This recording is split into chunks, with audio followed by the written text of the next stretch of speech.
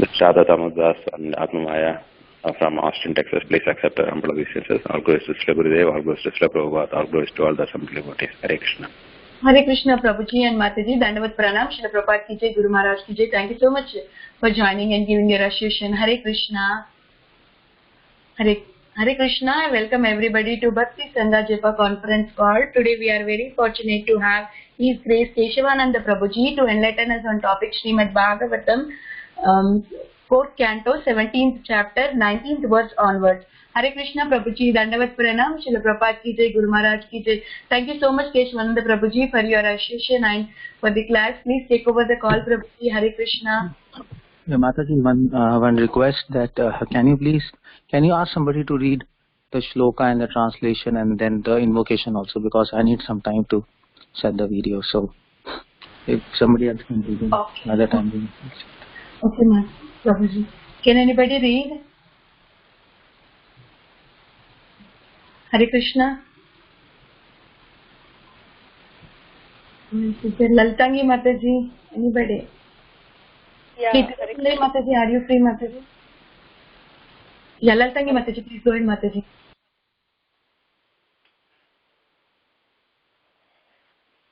Give me 1 minute, Mataji.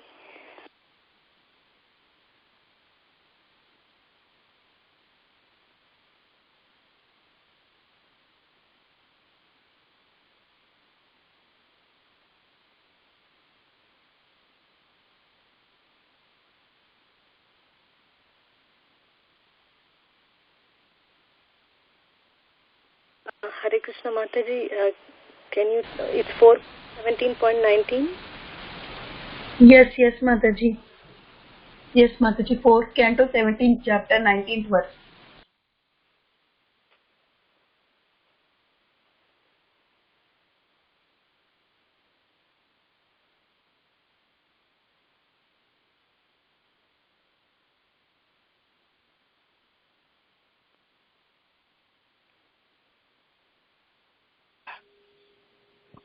Reading from Srimad Bhagavatam, Canto 4, Chapter 17, Text 19. Satvam jagamsha sekasmad deenam akrita kilbisham ahanishyat katam yosham dharmajna iti yo mataha. Translation and purport by His Divine Grace A.C. Bhaktivedanta Swami Srila Prabhupada ki jai. The cow-shaped earth continued to appeal to the king. I am very poor and have not committed any sinful activities. I do not know why you want to kill me. Since you are supposed to be the knower of all religious principles, why are you so envious of me, and why are you so anxious to kill a woman? Purport. The earth appealed to the king in two ways.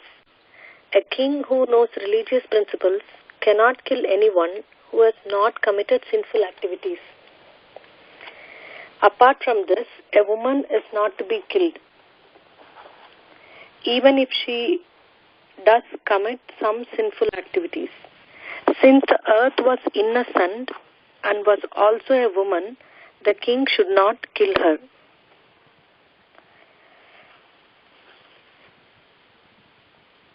Mataji, should I go ahead and read the Mangalacharan prayers also? Yes, Mataji, that's what Prabhuji has told. Om Ajnanatimirandasya Jnananjana Shalakaya Chakshurun Militam Yena Tatmai Shri Gurave Namaha. Shri Chaitanya Manobishtam Sthapitam Yena Bhutale Swayam Rupa Kadamahyam Dadati Swapadantikam. Vandeham Sri Guru Sri Yuta Padakamalam Sri Gurun Vaishnavamscha Sri Rupam Sagrajatam Sahagana Raghunathanvitam Tam Sajivam Sadvaitam Savadutam Parijana Sahitam Krishna Chaitanya Devam Shri Radha Krishna Padan Sahagana Lalitam Shri Vishakhanvitamscha. He Krishna Karuna Sindhu Deenabandho Jagatpate Gopesha Gopika Kanta Radha Kanta Namostute. Tapta Kanchana Gaurangin Radhe Vrindavaneshwarim Vrishabhanu Sute Devi Pranamami Hari Priye Vancha Kalpatarubhyascha Kripa Sindhobhya Evacha Patitanam Pavnebhyo Vaishnavebhyo Namo Namaha. Namo Vishnu Padaya Krishna Prestaya Bhutale Start kar दूंगा. एक minute. Niti namine Namaste Saraswate Deve Gauravani Pracharine Nirvishesha Shunyavadi Paschatya Deshatarine. Jai Sri Krishna Chaitanya Prabhu Nityanandam Sri Advaita Gadadara Sri Vasadi Gaura Bhakta Vrinda. Hare Krishna Krishna Krishna Hare Hare Hare Rama Rama Rama Hare Hare. Om Namo Bhagavate Vasudevaya. Om Namo Bhagavate Vasudevaya. Om Namo Bhagavate Vasudevaya.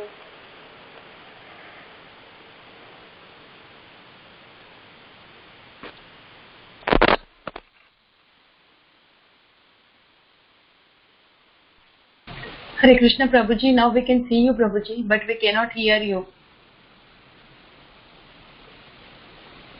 Oh.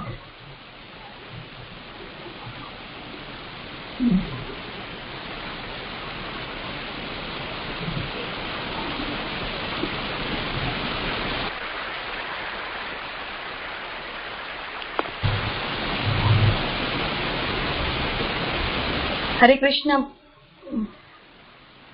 Prabhuji cannot hear. Oh, Hare Krishna.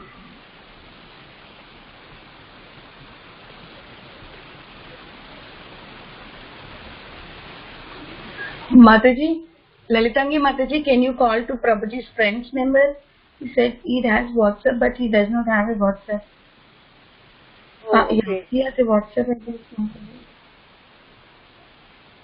So Prabhuji doesn't have a WhatsApp now? Yeah, he has with the same phone he is using, right? He told me to message me to the Prabhuji's friend's number, but it is not showing me WhatsApp. Okay, yeah, I'll do that.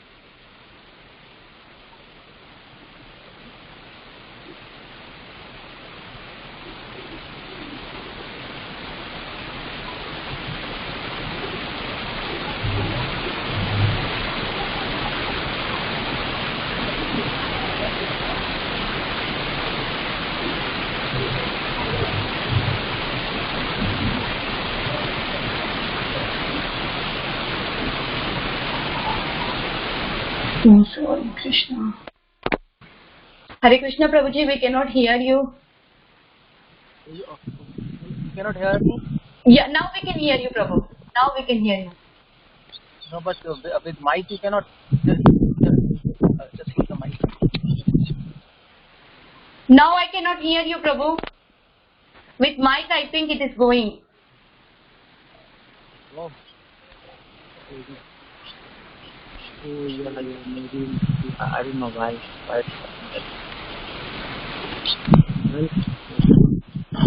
Okay.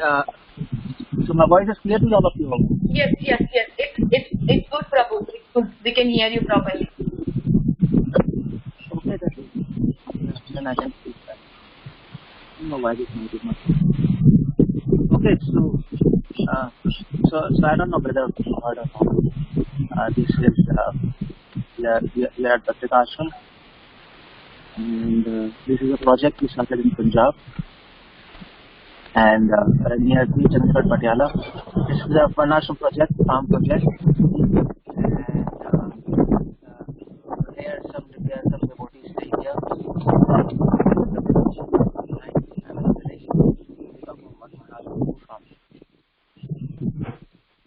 Okay, so let's see what Maharaj has to say. You want to keep it on the table or what? Hare Krishna, Prabhuji. Your voice is on and off. Can you come close to the mic? So this means video is not working properly, I think so. That's the whole problem. Okay, then next time we get video, I don't know. Signals are going. So maybe I'll just off it. That's all.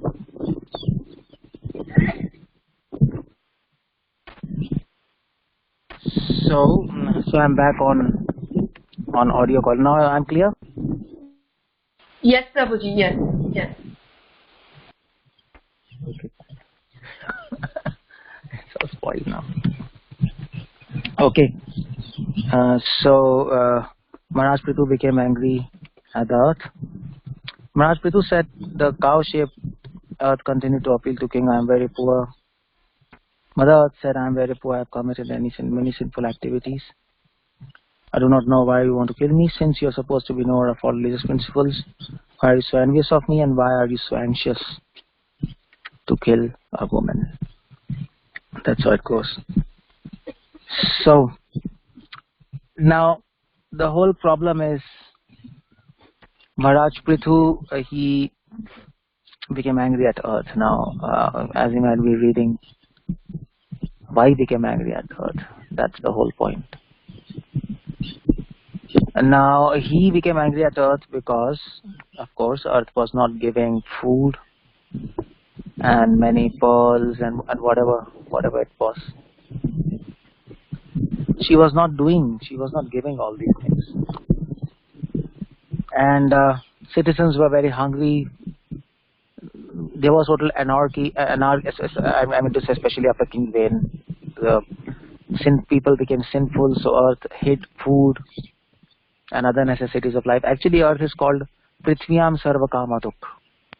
Earth is called Kama Duk, which fulfills all desires. So earth fulfills all desires, all necessities of life. Dharma, Artha, Kama. I mean to especially, you get everything you get food, you get clothes, you get shelter from earth. All your necessities, all your cosmetics, all your medicines, all your elements for your research, everything you get from earth. That's why it's called Prithvi Sarva Kama Duk. Now, but earth stopped giving all these things. Just like a cow, so if the calf of a cow it dies, then the cow doesn't give milk. Like it starts hiding the milk. It starts reducing the milk, and it doesn't give the milk.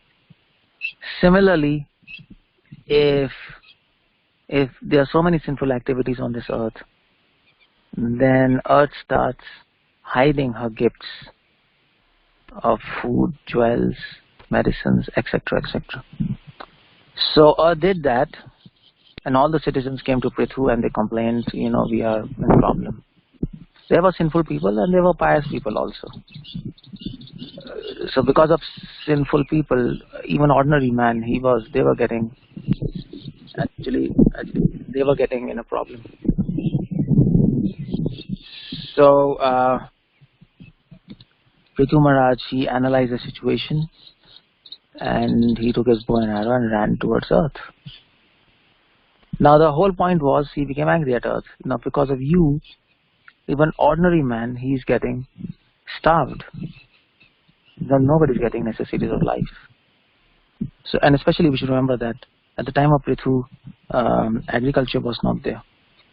Earth used to give wheat and rice and jowar, millets on its own. You don't have to do any farming. So Maharaj Prithu became angry at earth. Earth took the form of a cow because in our religion, cow is to be worshipped. In fact, Srila Prabhupada says in, I think, Krishna book of Srimad Bhagavatham 10th canto purport, that Krishna worships cow even more than Brahmanas. That's the importance of cows. So cow, she took a form of a cow. Cow is never to be killed. Cow is avadya. She cannot be killed under any circumstances. and if somebody kills a cow, even unknowingly, there's a heavy punishment or heavy atonement for that. Just like Gautam Muni once killed a cow unknowingly due to some accident, and he had to go for 12 years of penance and wander around the earth as a mendicant. So that kind of penance is there if cow is killed even unknowingly. So she took a form of a cow. She was intelligent, and then she ran here and there for safety, but of course nobody helped her.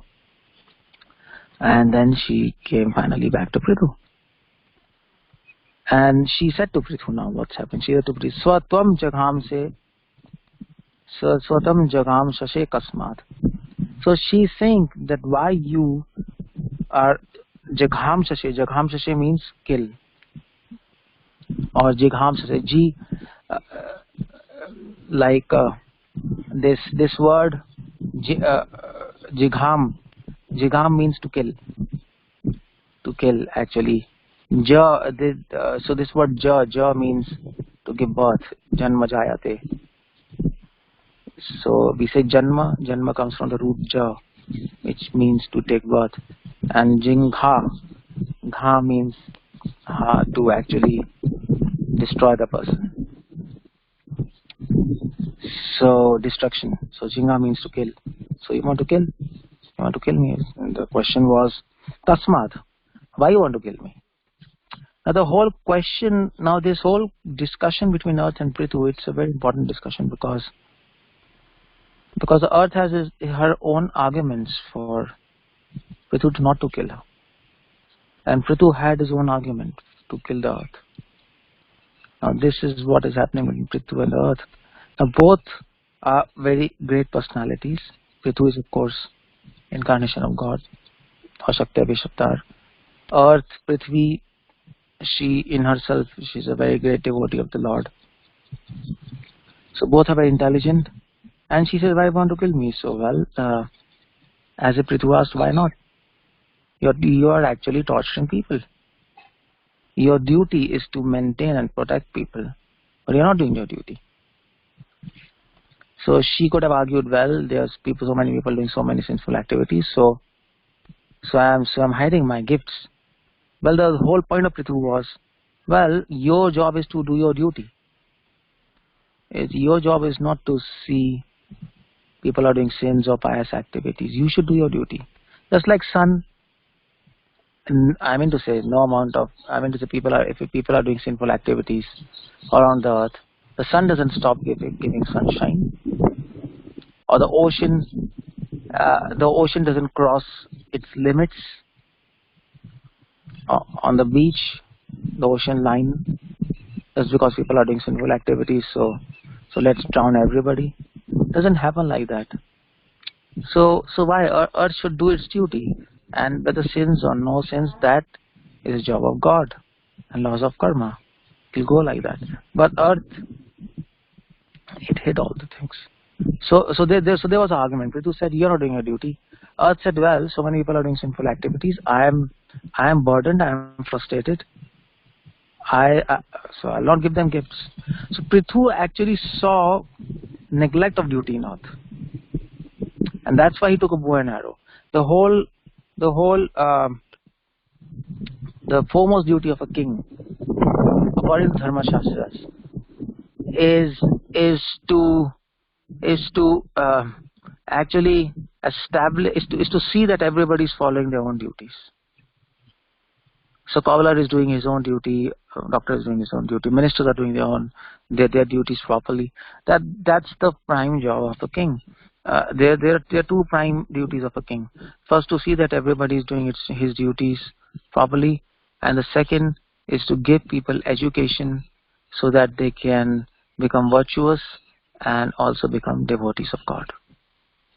These two are the prime duties of a king or a manager or a leader or whatever at that position.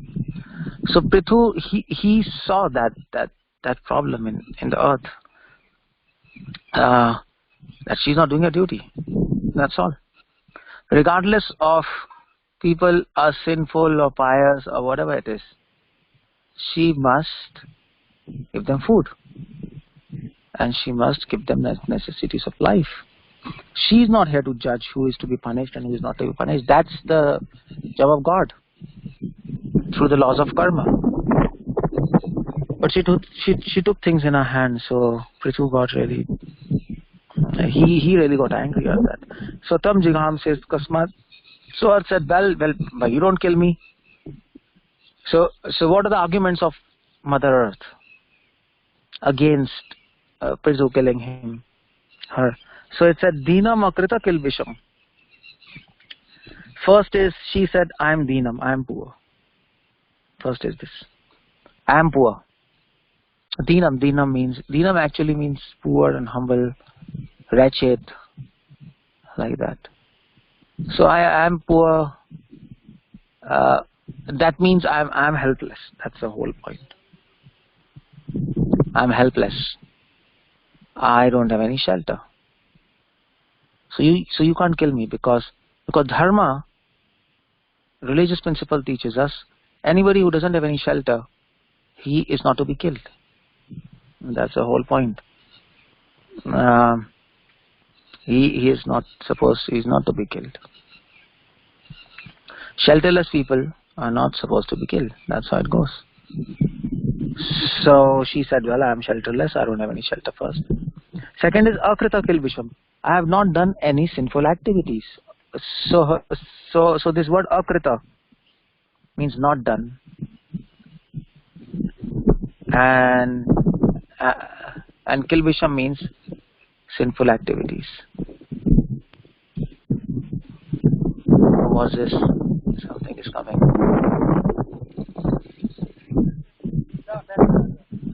Oh, can you all of you just hold on?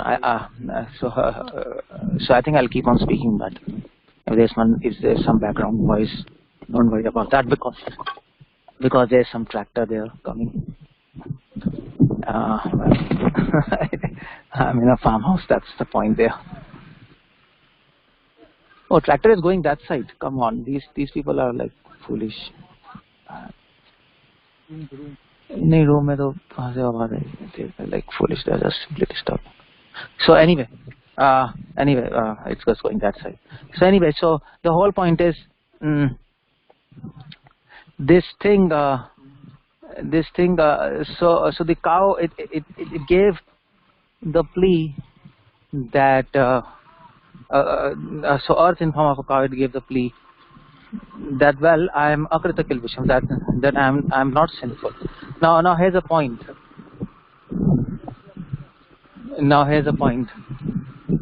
That she according to her she is not sinful, but according to Prithu she is sinful. Now what do you do with this thing?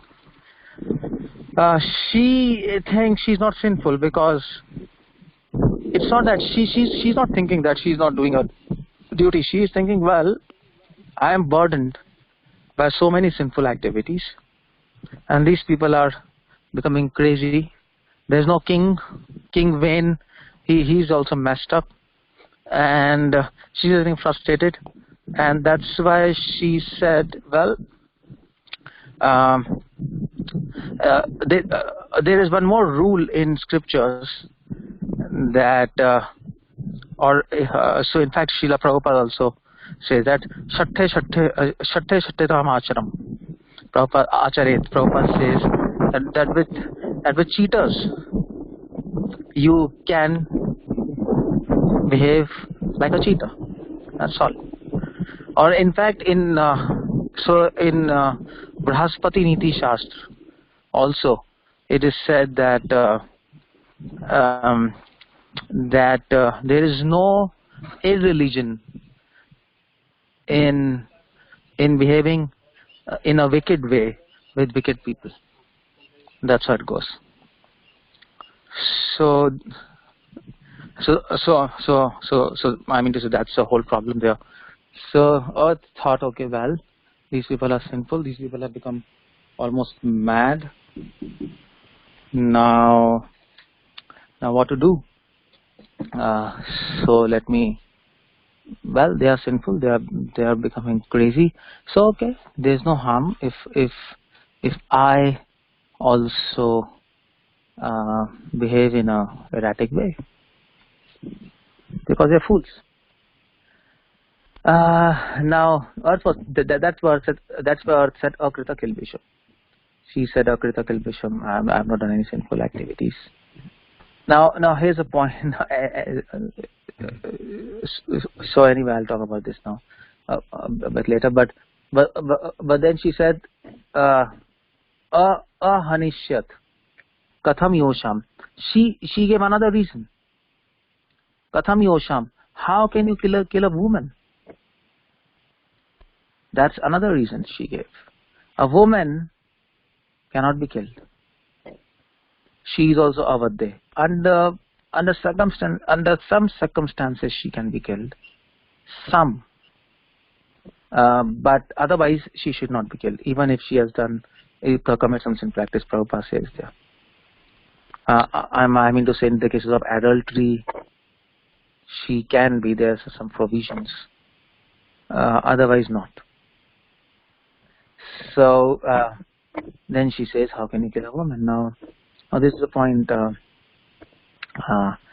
She is raising religious principles. Now this is the whole point. So the whole point is she's giving religious arguments. Now that's another thing. If you're talking to a religious person, you have to give him religious arguments. If you're talking to a foolish person, you have to give some I mean to say, some kind of arguments which actually appeal to him. It might not be logical, but it should appeal to them. That's all. And if you're talking to a child, you don't have to give arguments. You just have to speak in a sweet way. That's all. But Prithu is a religious person. In fact, Prithu is given an example in the commentaries.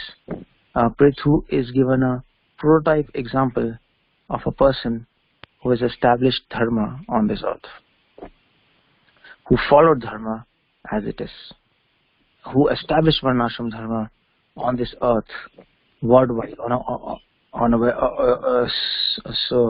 worldwide scale, and that is why she says dharmagya. She says, well, how can you kill a woman? Why? Because dharmagya, because you know dharma. This is the fifth argument she gives. This fifth argument. You know dharma. And why do you want to kill women? That's the whole point. Now, this is important. I mean to say, people talk about, scriptures are talking about women being like Shudra. Scriptures are talking about that. Scriptures are talking about women like Papyoni. In many places, in many scriptures, it's a sinful birth. But at the same time, so I mean to say, why sinful? Because in woman's body, there's a lot of attachment to this matter. From that perspective, it's not sinful because woman is doing murders or she's terrorist or whatever, she's nasty. No, it's not because of that. From the perspective, because even attachment to this material world is considered sinful. And for a woman, the most precious thing for a woman is her body. And that's the whole problem there. For a self-realized person, the most invaluable thing in his life is his own body. That's the whole point. But the woman's psychology is the other way around. For her, the most precious thing is her own body. And the products of her body, her children. And there's a lot of attachment there. And that's why it's called Papyona. It is a sinful birth. Because naturally there's a lot of affection for the body and for the children, for the house. And that's very difficult to overcome. So in fact, Kunti prays like that. Please get rid of, please I want to be free of my attachment to Pandavas. She prays to Krishna. From that perspective, there's a problem. But at the same time, Shastras also praise women for the qualities of of actually vatsalya, the love towards child, and for qualities of determination, patience. Woman has more patience, more determination, more love for children. So there are positive and negative points, and Shastra also provide protection to the woman. Now we all know that it is said in scriptures that a woman should be protected in a child when by father, and when she becomes adult by husband, when she becomes old and by the child by her own children. And here's another protection. I mean to say, a woman, if she does sinful activities, she's not supposed to be killed. That's all. In a battlefield, a woman is not supposed to be killed. So if a woman enters a battlefield, she should be free from fear. I mean, she'll not be killed. I mean to say, until unless some arrow comes from nowhere and it hits the woman, that's another thing. But she can't be aimed to death. That doesn't happen. So she said, I'm a woman now. That's the whole point. But she has taken a cow. I mean to say, she has taken a form of a cow, but she's saying, anyway, I've taken a form of a cow, but I'm a woman. You see the point? She's trying to be a little cunning there. And then she said, Dharma ge iti mata. So that's the whole point. That is the arguments there. Now one thing is there. I mean to say, the whole question is, are her arguments correct? If arguments are correct, then why did Prithu not consider these arguments before?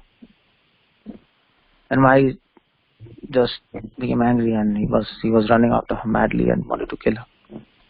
Why is that? And that's the whole question there. Who is right, who is wrong in this whole incident? Prithu or Earth?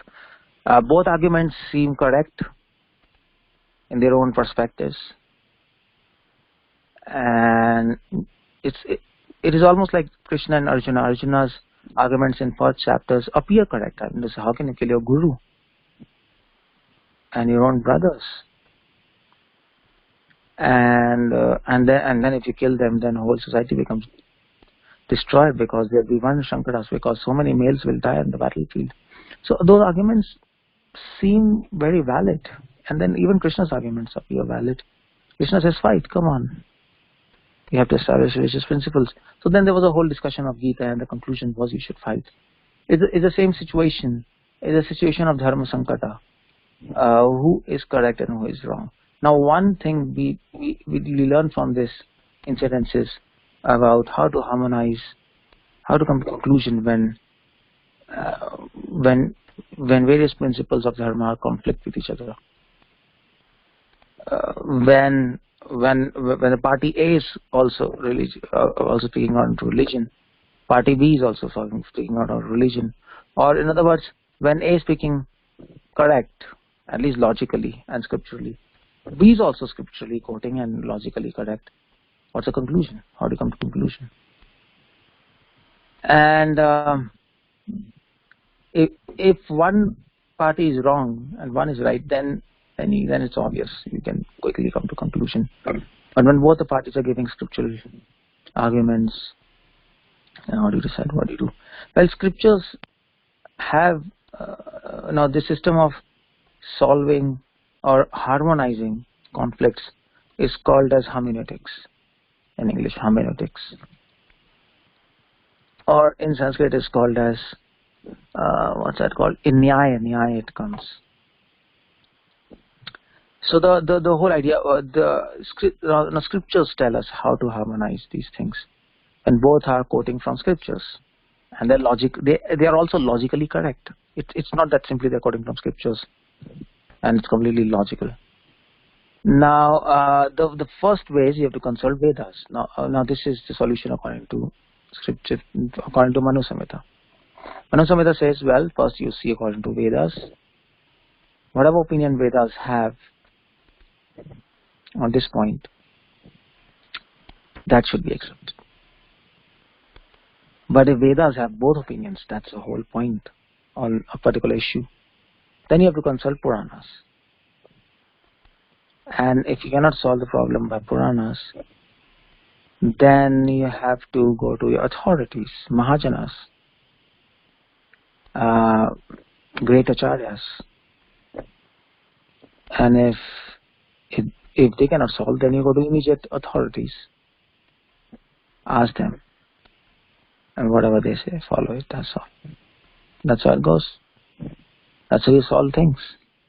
Of course, I mean to say, yeah. So that's, so you go to a guru and ask him and do that. That's a simple thing. But of course, in this, we have to understand the guru has to, I mean to say, his opinion should be according to scriptures. So whatever decision he gives, he should tell you why I'm giving this decision, and he should back up his decision through scriptures. Otherwise, his decision has no value. At least some kind of scripture backup. So that's how you solve these kind of dharma sankatas. Another way to solve this situation of conflict between opinions, let's put it like that, between earth and conflict between religious opinions, is vivek. That's also Vallabhacharya comments. Prabhupada also says common sense. I mean to say, Kirtanand Maharaj, he wrote a letter to Prabhupada and he said, Prabhupada, in New Vrindavan there's a tree in the temple complex and we have to cut it. But I think Tamal Krishna Maharaj or Hagriva was somebody, they were saying you should not cut it. So he said, what should we do? Cut it or not? Prabhupada said, apply your common sense. And if you don't have common sense, then please buy one. Prabhupada said that. He was angry at that thing. So sometimes you have to apply your common sense also, because everything cannot be backed up by scriptures. It's impossible.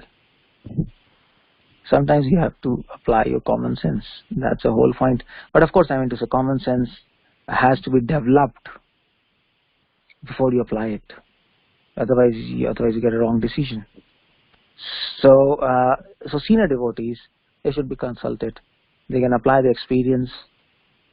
The common sense is backed up by the experience. That's the whole point. Common sense, if it is not backed up by experience, it's useless. That is pratyaksh, anuman and shabda, isn't it? Anuman should be backed up by pratyaksha. Otherwise it becomes useless, because then anuman because by logic you can prove anything. So if two persons are arguing, by logic they can prove anything. Logic can do anything. Logic can make right wrong, wrong right. That's a problem of logic. That's a fault of logic also. But at the same time, a logic which is based on experience, that should be accepted. Okay, this is correct, and the other person will say this is correct, but then the other person will say, but then the first person will say this is correct because it's my opinion, because it's my experience, and I've seen in past, whenever this thing happened, then this thing happened as a result. That's why I'm saying this is correct. So then we should accept that. So pratyaksha, on experience. Pratyaksha means experience. So that are some ways to solve conflicts. Now here Prithu and Earth are arguing. I mean to say, she's giving arguments, and they appear valid arguments. So who is correct? Well, we know that Prithu, I mean to say, we know by this, I mean to say, we know by hindsight, Prithu is correct. But why Prithu is correct? I mean to say, see, Prithu knew that she's a woman, Earth, Mother Earth, and she'll take form of a cow. He knew that, because whenever there's danger, Mother Earth takes form of cow. When Kamsa came and she ran to Brahma, she took a form of a cow. Every time she does like that. And then he also knew that the earth is also frustrated, and he knew that you cannot kill a woman, you cannot kill a cow. But he was angry and he was going behind the earth, exactly not to kill her, but to make her afraid. Because you see, a king, because so many people came to him for help. I mean to say, his whole purpose of incarnation was to bring back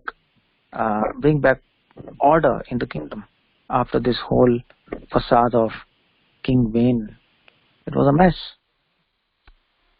So to bring back the order, Earth has to cooperate. There was no other way. So he took his bow and arrow just to make Earth fear. He wouldn't have really killed Mother Earth as a cow and as a woman. He knew religious principles. In fact, when he appeared, we read before, when he appeared with his queen, with Lakshmi, when he spoke, he was just speaking all religious principles.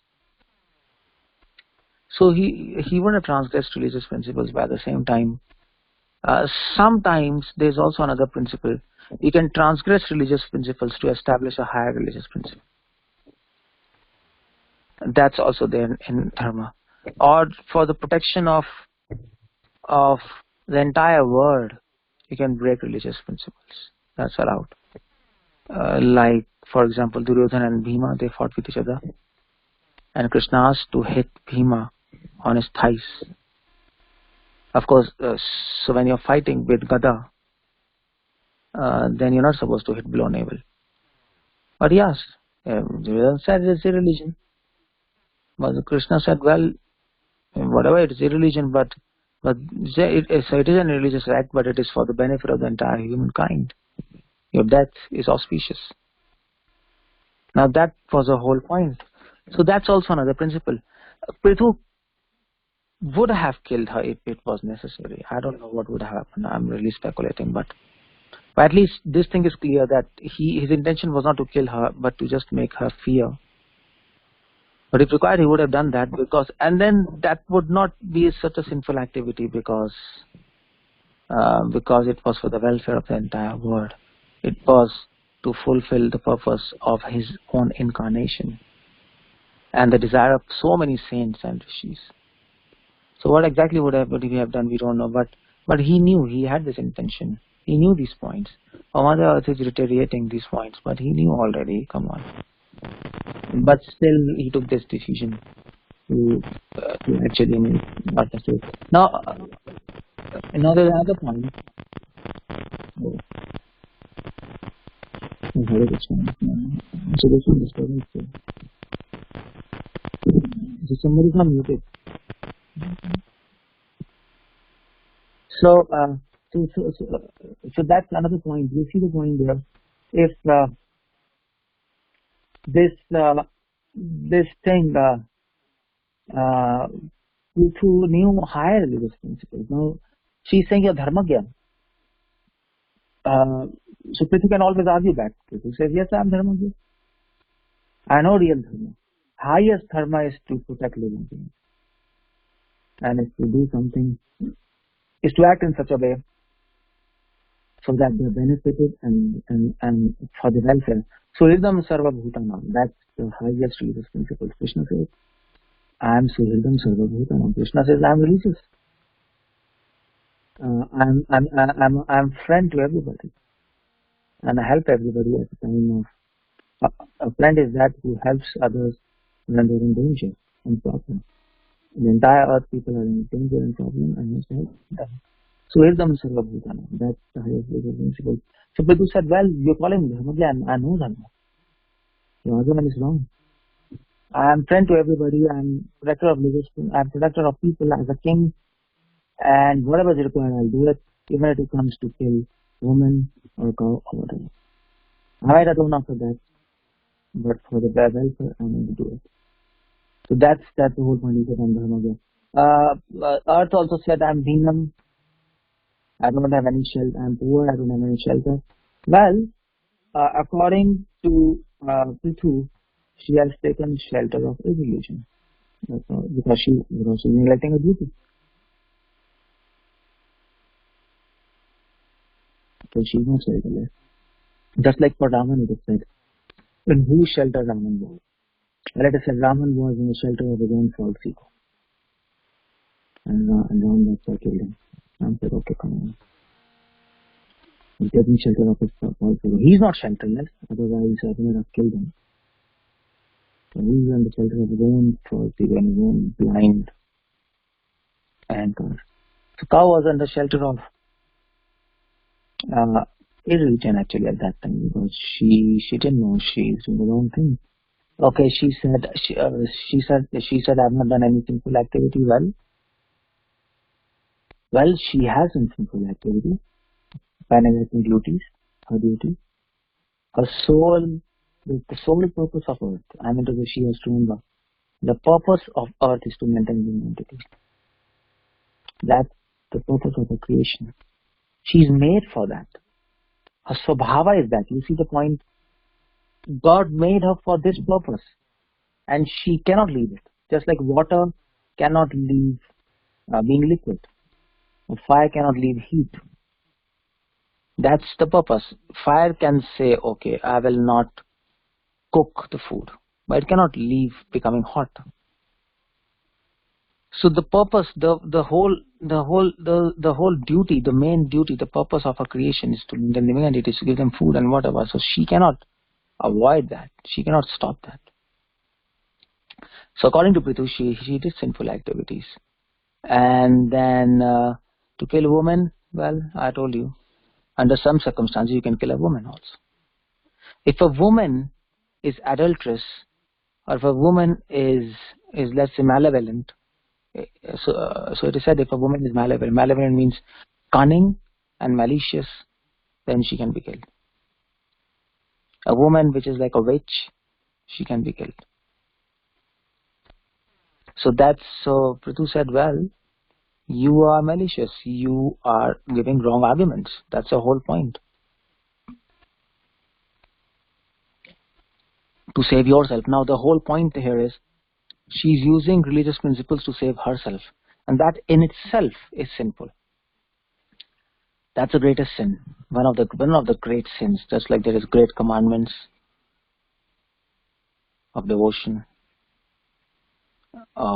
Just like there are some cardinal principles of devotion, like you have to give pleasure to Krishna's senses, or you have to think, you have to know the holy name and Krishna is one. These are cardinal principles. Similarly, there is a cardinal principle of dharma.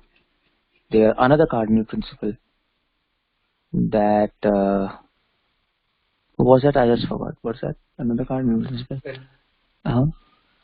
I just forgot. I just missed my train of thought. Can anybody make me remember? This is another. Oh yeah. I just told. Another cardinal principle that the woman can be killed if she's malicious and cunning. It's allowed.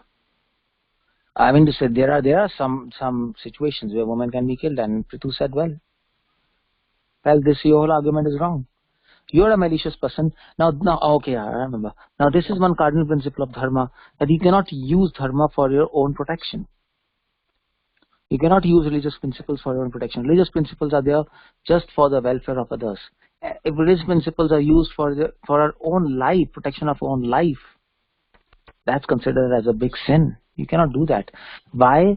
Because dharma is incarnation of God. Dharmam tu sakshat bhagavat pranitam. It is God itself. God is in form of dharma, just as God is in form of time. God is in form of dharma to regulate people, to regulate society. So that means you're using God to protect yourself, to protect your own life, and that's considered as very sinful from devotional perspective and also from religious perspectives. There's so many stories in Purana where rishis were religious, but they used religious arguments to protect their own life, and they were punished for that. They were actually killed for that, because the fact they used religious principles to protect their own life, they would have been spared. Otherwise, the fact they used religious principles to protect their own life, they have to be killed, because you can't do that. You can't do that. Of course, you can. I mean to say, there's a charge on you. You can plead guilty, and then you can do some investigations to free yourself from the charge. But you cannot give religious arguments, just like I'm a woman, and then I'm a cow. You cannot do that, because to protect oneself, that is selfishness, and selfishness, wherever there is selfishness, there is no religion. That's all. Finish. That's one cardinal principle of dharma. Wherever there is swarth, there is no dharma. Full stop. So that's the whole point there. So Prithu said, well, you are also wrong on this point. And you say, I'm dharma guy. Yes, I know dharma. I can kill you. I know dharma. That's why I'm behind you. For suridam sarvabhutana, for welfare of all living beings. So that's the whole point there. That's why this verse is a little complex, because to solve both the opinions of which are according to religion, but then you have to come to conclusion. For coming to conclusion, the conflict of any religious opinions, you have to know higher religious principles so that you can neglect lower religious principles. That's how you get to. This is the principle in religion, and this is the secret of harmonization. In religion, in devotion, in any sphere of life, if there is conflict between two opinions, you have to go to a higher level of principle and then solve that. Otherwise, there will be no solution. Suppose somebody wants to marry, then you have to go to higher religious principle that, well, marriage is okay, but then if you can avoid marriage, that's the best. And then you have to see from that platform, according to the situation and person. So that's how it goes. And that's the discussion between Prithu and Earth. Okay, any questions or any answers? I'll stop here. I'm done.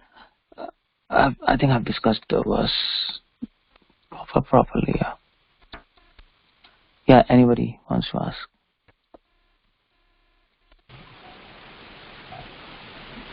Hare Krishna, Prabhuji, Dandavat Pranam, Srila Prabhupada ki jai, Guru Maharaj ki jai. Thank you so much, Prabhuji, for such a beautiful explanation and very nice reasons that Cow was giving, and also the Prithu also has the reasons. Very beautiful explanation, Prabhuji. Thank you so much, Hare Krishna. Mm-hmm. Is there anybody having any questions? Hare Krishna, Prabhuji, Dandavat Pranam, sir. Thank you so much, Prabhuji. Very, very nice class. Prabhuji, I have this 2-3 questions. One was that Mother Earth is known for her tolerance. Usually give her as an example for tolerance.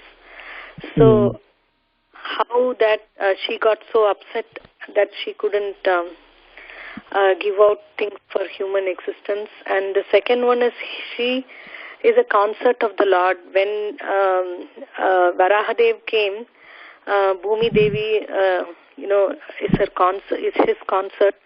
So was she not able to recognize King Prithu as an Shakti Avesh incarnation? Well, okay. First question is why she became angry now. Now, this is another thing why she became angry, although the whole point of her existence is tolerance. So that was the argument of Prithu. Prithu said, see, your whole duty is to maintain people by tolerance. Because people who are there on this earth, they'll be sinful. Sometimes more sinful, sometimes less sinful. But the whole way earth maintains them is by tolerance. That is her Swabhava, which she cannot leave under any circumstance. But she became frustrated. Now the question is how she became frustrated. That's another question. Well, that was Prithu. That was what Prithu was asking her. How could you become frustrated? I mean to say, you cannot leave your duty and your whole Swabhava, and that's of prime importance for you. And you left your tolerance and you became frustrated. Now, it seems that there are 2-3 opinions in that. It seems that some acharyas recommend that Mother Earth, she was doing a pastime to actually glorify Prithu, because Prithu came to actually bring back law and order and bring back and actually pull the earth up from chaos of anarchy. And Mother Earth wanted to show that Prithu has really done it. I mean to say, to glorify Prithu, I mean to say, it was very easy to bring law and order back on this earth. I mean to say, first of all, it was difficult because King Vane has created such a mess up situation. On the top of it, she wanted to show that actually Prithu did a very commendable job. And his incarnation was to bring back law and order. So to serve that incarnation, she made things more difficult. That's the whole point. She served Prithu by making things more difficult. So whether really she got frustrated or not, that's another thing. But that was a pastime of become frustrating, and then she stopped giving everything. And in that sense, things became more difficult, and Prithu had to deal with all this, and then he was glorified more. Just like in Vrindavan, Vraj Leela, Chandravali and Radha. Now what Chandravali is doing, working against Radha. She, especially in Vrindavan, she makes it more difficult for Krishna to meet Radha. In fact, she makes it more difficult for Krishna to actually have pastimes with Radha, not by physically obstructing her, but of course sometimes by physically obstructing him, but also by actually obstructing Krishna in his emotions and mood, because Krishna wants to have his pastimes with Radha, but then she comes in between and she diverts his attention to her, and that's obstruction at an emotional level.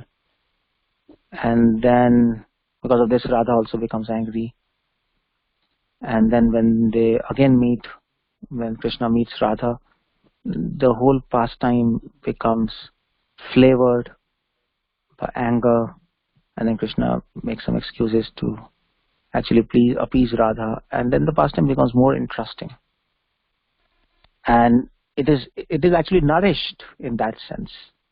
Chandravali, although she by making things more difficult, physically and emotionally, she actually serves Krishna by nourishing his pastimes of Parakya Ras. So similarly, all these you see even Indra. So according to Madhvacharya, he says he actually served Krishna by obstructing, by actually raining on, actually pouring rains on Vraja, and then Krishna had to do Govardhan pastimes, and he was with his friends and whatever. Externally, it was a very different show, that he asked forgiveness and people blamed him and blah blah blah. Internally, he obstructed Krishna's pastimes to actually nourish them. And we know Krishna was in Govardhan and all the Vrajvasis were with him. And after Govardhan, actually, they got attracted to Krishna millions of times more than before. Because they could see Krishna for so many days, they could appreciate him as their protector, their master, their hero. In fact, gopis' love and attraction, the purvrat for Krishna, increased millions of times, because 7 days they were watching him day and night, and then there were exchanges between Radha and Krishna there. So in that sense, Prithvi, one opinion is Prithvi Devi, she made things more difficult for Prithu by hiding all this food and whatever, and then all this pastime had to run behind earth and this, and then she said, okay, fine, and then established law and order to actually glorify him, to actually nourish his pastime, to actually support his incarnation, and to glorify him as a protector of earth and protector of religious principles. That's the whole point there. At least that is one of the best explanations that we can give, which acharyas give. Okay. And as far as, so her whole frustration, and this is pastime, external pastime. And another thing is about, you asked another question about, yeah. So she, whether she recognized Prithu as Lord or not, well, she recognized, but the same answer, she was doing a pastime. These are great demigods, and they understand what they're doing. Just like, for example, Brahma is running after a daughter. Now, what's that? Now, Bhagavatam says he came under lust, and then he actually burned he gave up his body, and then he took new body. You see the point there? Now, the whole point is Did he really become lusty and run towards a daughter? Well, he did that. That's out of question. That it's not an illusion. He did that, but he did that to teach us that no matter how great you are, you can fall under grips of lust. If I can fall under grips of lust, especially for my daughter, you humans better be careful. Just like Yudhishthira. Yudhishthira played gambling and he lost everything. And Prabhupada says he played gambling because to teach people that gambling is wrong. Of course, externally he played it and he became morose and all those things. So externally these things are happening. They understand all these things just to teach humans or to glorify the Lord, and so that people can become attracted towards Him. And the purpose of Lord's incarnation, the purpose of Prithu's incarnation, He's God. The purpose of any incarnation of God is so that people can hear their pastimes, get purified and get attracted to Him. So he recognized He is God, and that's why she was doing this pastime, to help him, to help make him famous, and that is Kirtana. So in that sense, Earth's frustration was Kirtana. And that's also, we do Kirtan by chanting Hare Krishna, but Mother Earth, they're so expert devotees that they can do Kirtan by becoming frustrated.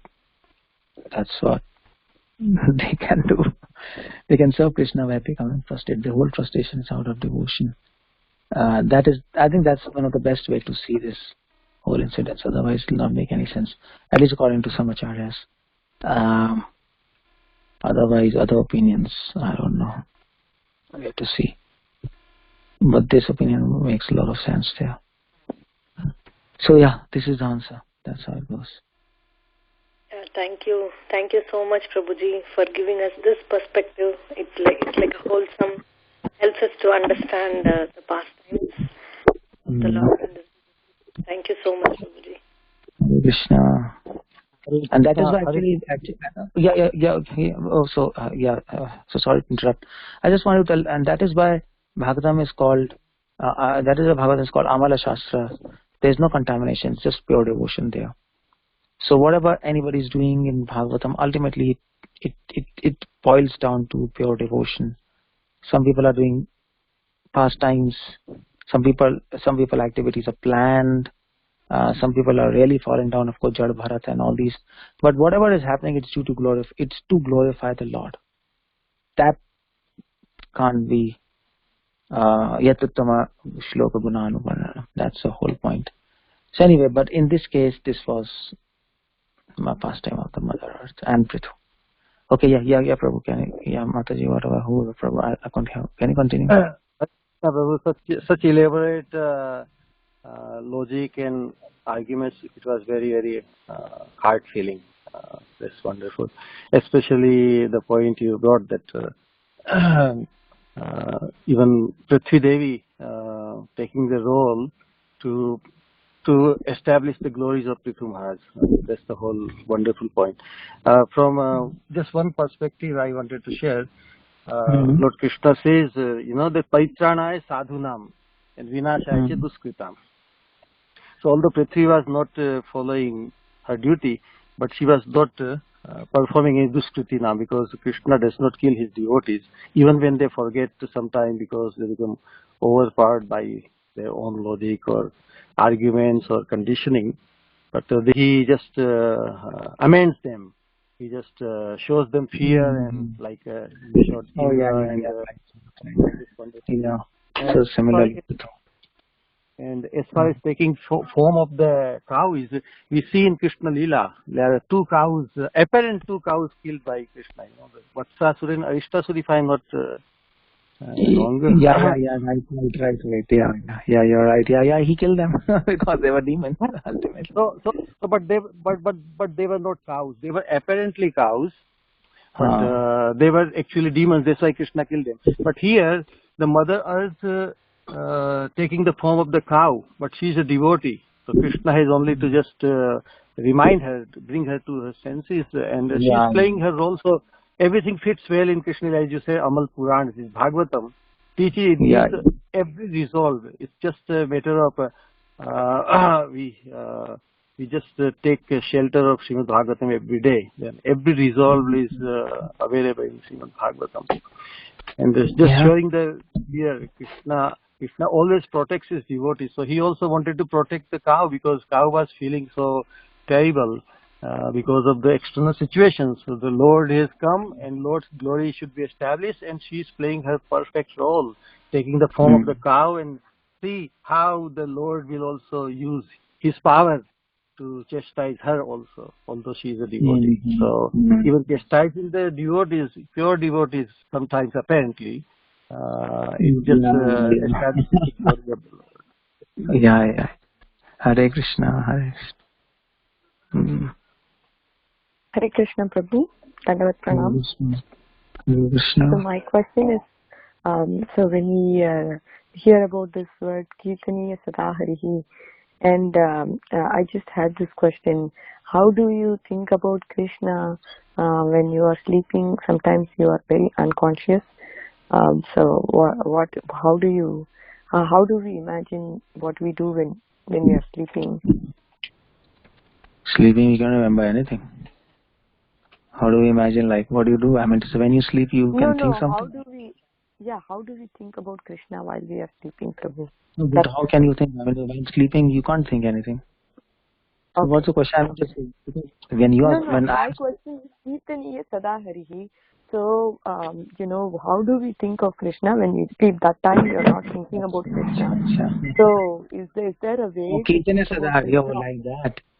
Well, Kirtana Sadhari, well, I just told you, see, there Kirtan doesn't, I mean, Kirtan has many forms, just like I told. Earth's frustration here is Kirtan. She is trying to glorify Lord by playing this pastime. Or just like if you read Nectar of Devotion, the whole Nectar of Devotion is that Radharani's anger is a Kirtan.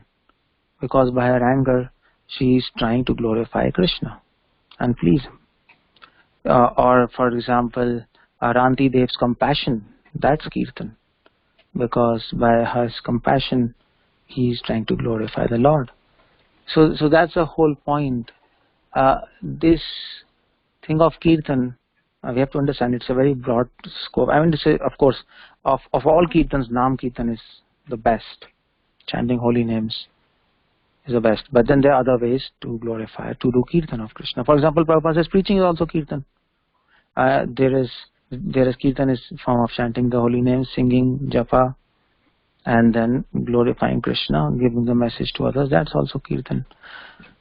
So, from that perspective, sleeping, all activities should be Kirtan. That means we should sleep and walk and talk in such a way so that the Lord is glorified. That means anybody who sees us, they should say, oh yeah, this is servant of Krishna, isn't it? So just like if you see a person from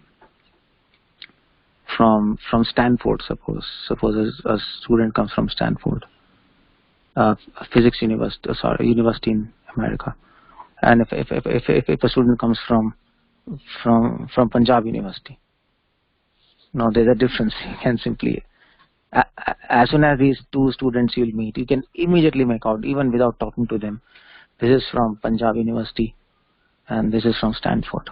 There's a difference on their behavior, their speech, their whole talk, their whole manners. There's a difference of heaven and earth.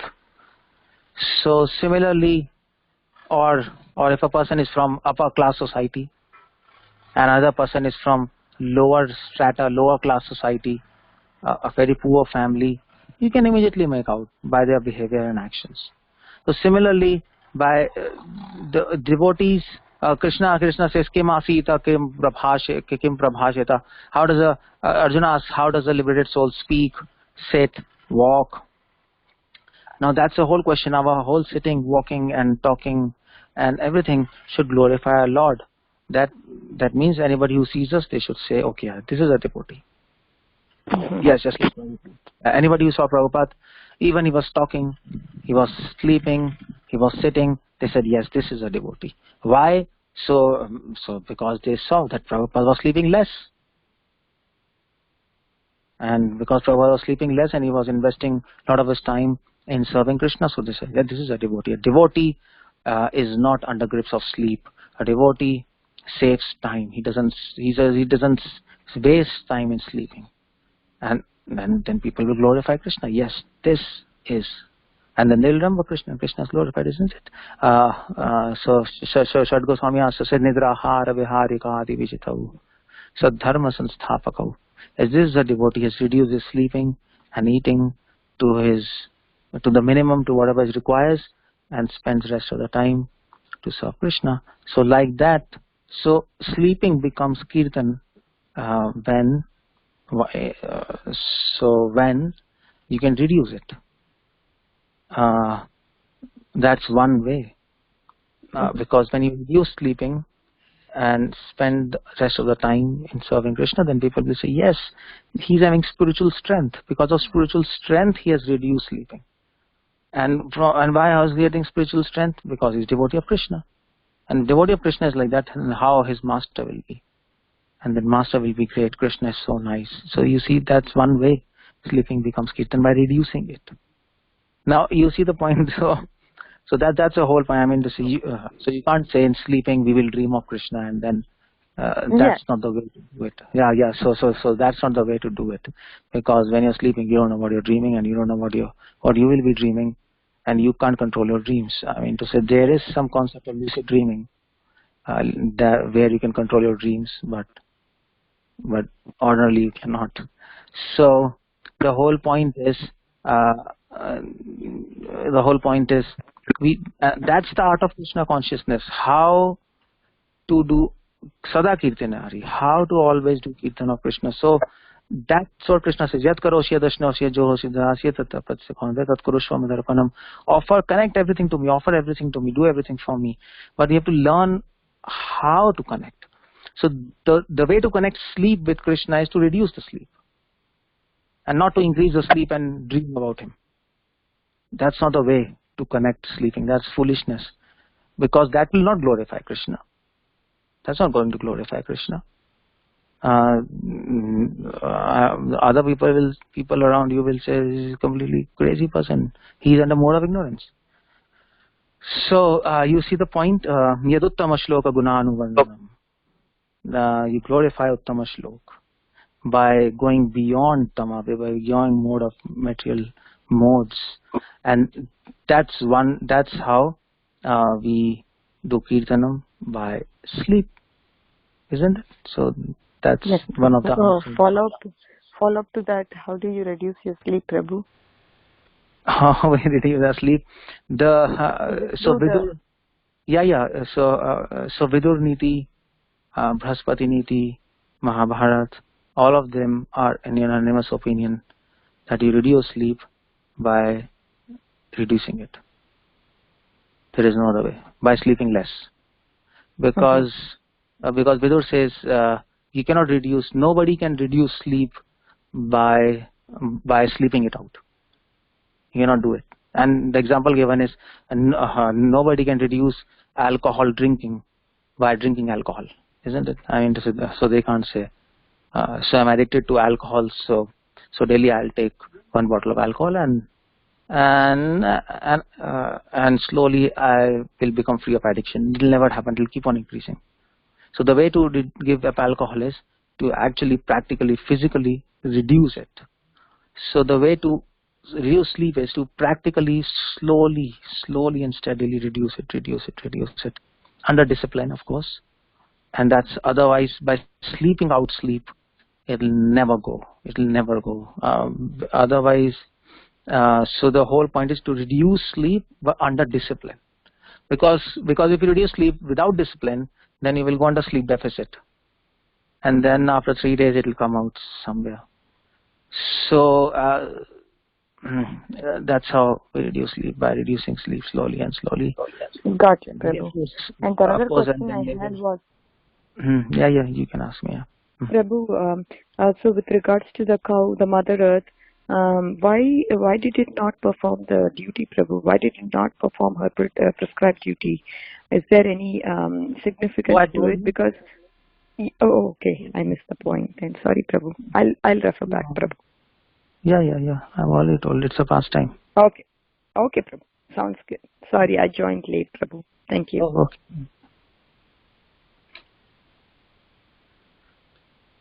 Okay. So anybody else? Hare Krishna Prabhu, yes. I just want to confirm a couple of things and ask something. So from the context, I gather that a broad definition of kirtan is any words or thoughts or activities that result in glorifying Krishna somehow. Would you say so?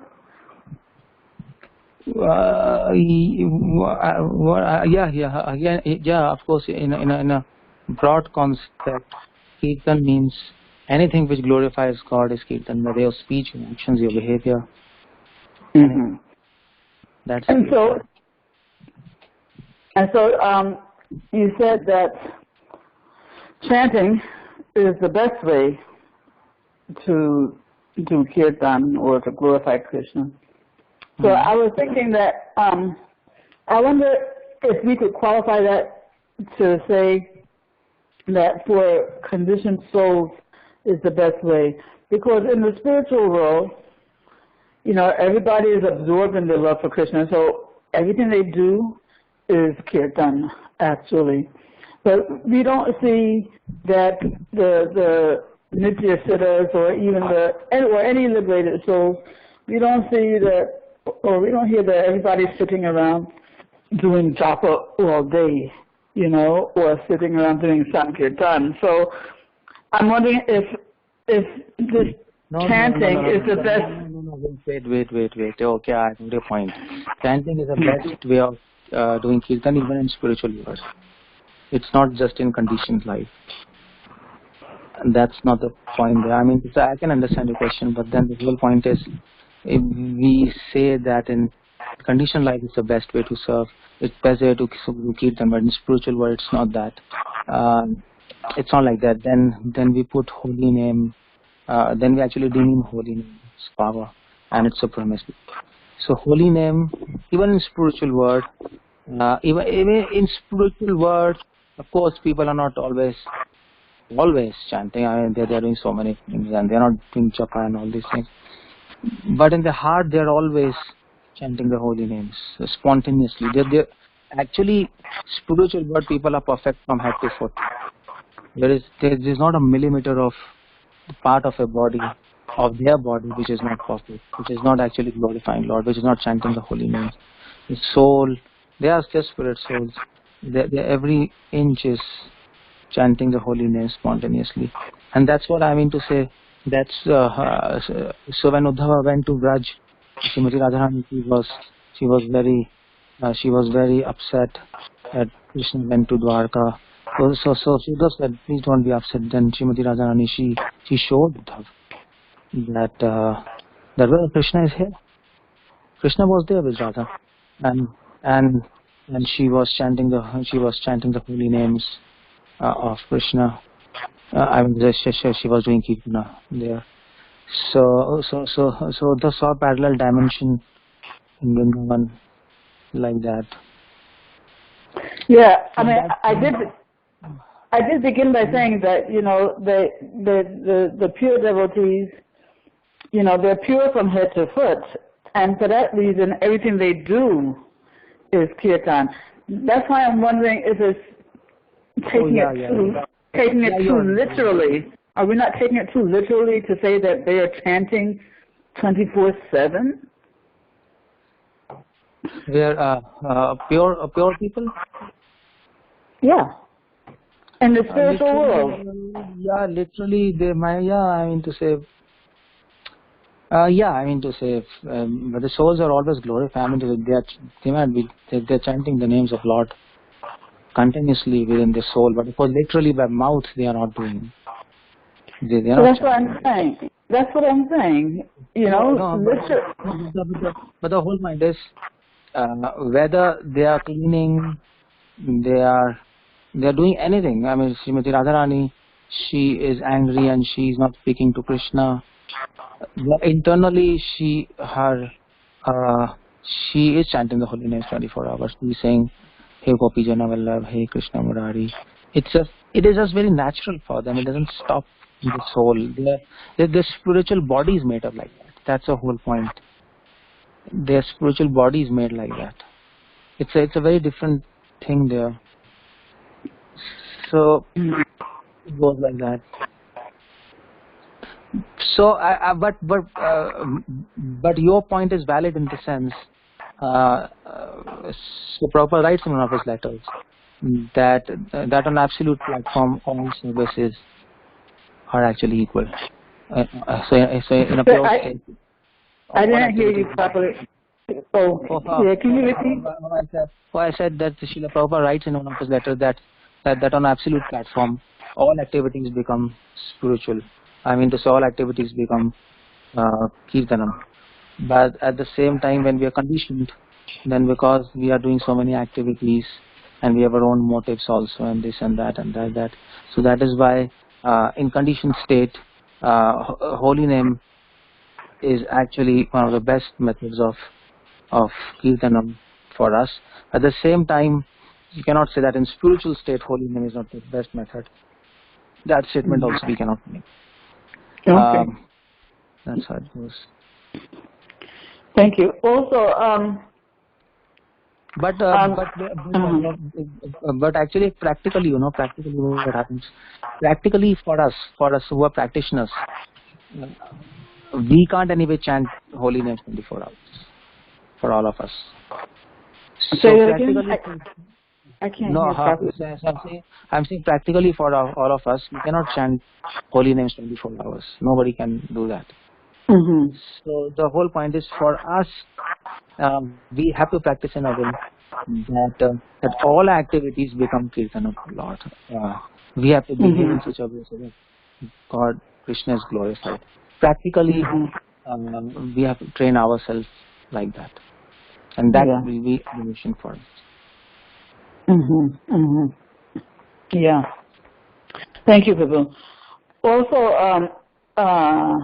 you were saying that the Bhagavatam is Amala Purana, which means that everything in there is meant for the glorification of Krishna. But I just want to confirm that doesn't mean that there are not actual demons with demoniac consciousness in that Amala Purana, right? Yeah, like Duryodhana, right? But he's just playing a role so that Krishna ends up being glorified, but even though that's not his intention, correct? Yeah, you're right. Yeah. Even though it's not his intention, Hiranyakashipu, Raman, and all of them, but they're helping to glorify Krishna. Even though it is no intention, but nevertheless, they're playing a crucial role so that pastimes of Krishna can happen, and actually devotees of Krishna is glorified when they kill them. So okay, that great. way they are playing their own roles. Right. Thank you. One last thing. You said that devotee will not use, how should I say? What's that? I think when we were talking about the Mother Earth, Mother Bhumi, I think you were saying that, devotees should not use the scriptures to save themselves or something like that? Yeah. Actually, not devotees. It is sin to use dharma for one own, to actually protect oneself, one's own selfish. Yeah, so it's simple for anybody to do that, correct? Yeah, anybody. So my problem with that is that, supposing you want to protect yourself or, use religion for the sake of executing Krishna's service, because we're supposed to protect the body for the purpose of Krishna's service, so what's the problem? Yes. So in that sense, to use dharma to protect a body, that might be okay, but for that we don't need dharma. For that we need Ayurveda. Huh? We don't need dharma for that? Yeah, you don't need dharma. You need Ayurveda for that to protect your body. Ayurveda? Yeah, medicine. Yeah. So, but at the same time, I mean to say, okay, fine. So there can be a logic for that. Suppose somebody comes to kill you, and he is a atatai. Atatai means he's a terrorist, and he comes to kill you. So would you protect yourself? That's the whole question. Okay. So scripture says, yes, if somebody comes to kill you unnecessarily, then you are supposed to protect yourself. Because if you protect yourself, then you can do devotion, isn't it? So then, but in this whole point, we are not using dharma to protect ourselves. It's not. Mother Bhumi is giving reasons to actually protect herself. Even though she understands that actually she is not fully correct, because Prithvi is incarnation of God, first of all, and she is giving unnecessary excuses to protect herself. But in the case, if you want to protect your body to serve Krishna, that's another point, and especially if there is no malicious intentions or cunningness, and there is no self-protection out of excuses which you are giving. It's just a matter somebody comes to kill you and you have to protect yourself. That's okay to protect your body. But otherwise, in other circumstances, the idea, then you are using dharma for selfish purposes. If you are using dharma for selfish purposes, Mother is using dharma for her own selfish purpose, for her protection of her life. At this point of time, she's encountering a great incarnation of God, who is actually himself Dharmagya. She calls him Dharmagya, and now she's giving some excuses out of dharma. That was a whole point between Arjuna and Krishna. Arjuna was giving religious arguments to protect himself. Krishna says you're foolish. Krishna reprimands himself. Krishna says, yeah, I know that you're giving religious arguments to protect yourself. That means you don't want to fight and you want to protect your actually kingdom, your brothers, and you want to protect your own understanding of religion. But Krishna says it's you're fool actually, because all your arguments are good, but then I can see it's for selfish purpose. It's not for the welfare of the entire world. Now the whole point of her giving religious excuses, it's not for the welfare of the entire world. It is for her. Mm-hmm. That's the whole point. And Prithu could see that. Prithu said that is selfishness. So otherwise, if her arguments would have done welfare for the world, okay, fine, So that's the whole point. If you want to protect your body to serve Krishna and to do welfare for the entire world, then okay, most welcome. But if these two things are not there, if there's no service of Krishna, and there's no, so and especially according from the perspective of religion, if there's no welfare of the world and of the people around you, then selfish. Then it's considered selfish. That's the whole thing there. Her actions were not benefiting the world. Yes, that was yeah. What I wanted to clarify. Thank you.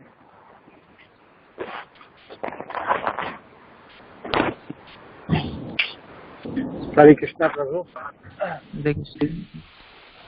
Very wonderful. Time is already coming 9 o'clock. So thank you for your so much time. And one point just came to mind that our process is Tivrena Bhakti Yogena. We have to maintain in our conditioned state the fervor of ever progressive devotional service. So our taking sleep is also serving that purpose. It's just like taking a break to rejuvenate ourselves. So the sleep is also becoming part of devotional service, as you said, Srila Prabhupada. Utilize sleep and also to establish the example, ideal example for all of us. Even Prabhupada would take rest. But while going to rest, the whole fervor is maintained. to bring joy to Krishna, whatever one does. So even by sleeping, the purpose is to rejuvenate one's devotional mood and the body and right. the mind. You're right. I mean, That way, Kirtaniya Sadahari, that principle can be upheld. The sleeping is also not purposeless. Sleeping is not just for saying just becoming free from everybody, rather to become more involved in the service of Krishna. You're right. Sleeping with that thought becomes also Kirtan. And Krishna loves it. Oh, my devotee wants to do the next for me, so he wants to take a little break. So Krishna would allow and appreciate that. So the whole purpose of Kirtan is to bring joy to Krishna. Kirtan is glorification, but glorification which brings joy to Krishna. So Krishna appreciates anything on the part of the devotee who is following the principles, like that. That's true. Yeah, perfectly right. Mm-hmm. Thank you so much, Prabhuji, for such a beautiful class and very nice question-answer session. Thank you, Prabhuji, for patiently answering all the questions. Okay, if there are no more questions, we can end the call here by offering obeisances to the Prabhuji and all the Vaishnavas. Vanchakalpatarubhyasya kripa sindhubhya eva cha patitanam pavanebhyo Vaishnavebhyo namo namah. Srila Prabhupada ki jai. His Grace Keshvanand Prabhuji ki jai. Thank you so much, Prabhuji. Hare Krishna. Hare Krishna, Prabhuji. Thank you.